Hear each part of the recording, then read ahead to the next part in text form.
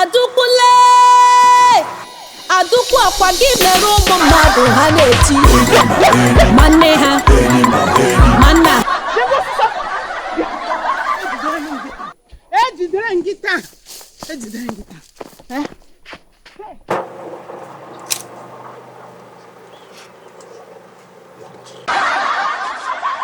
Right, this is $200.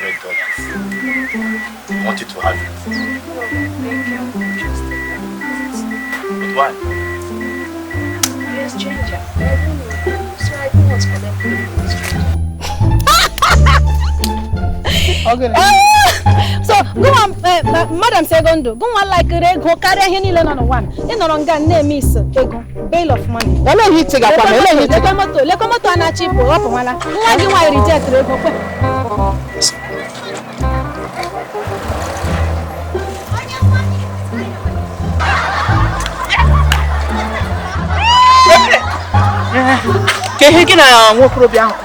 What happened?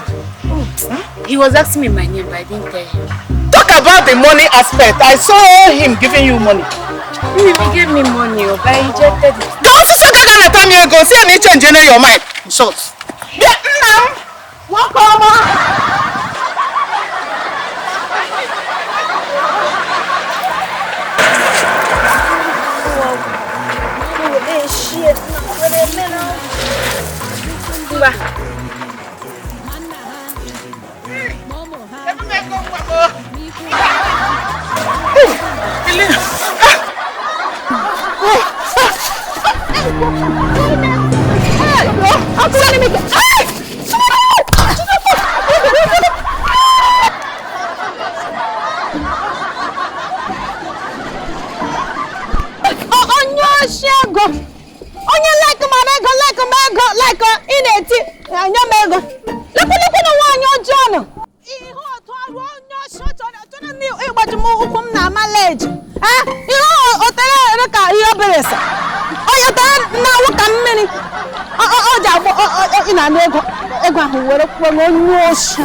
Onyoshi, you know, you want ANYI microscopic eyes. You get your holes off, man. Uncle,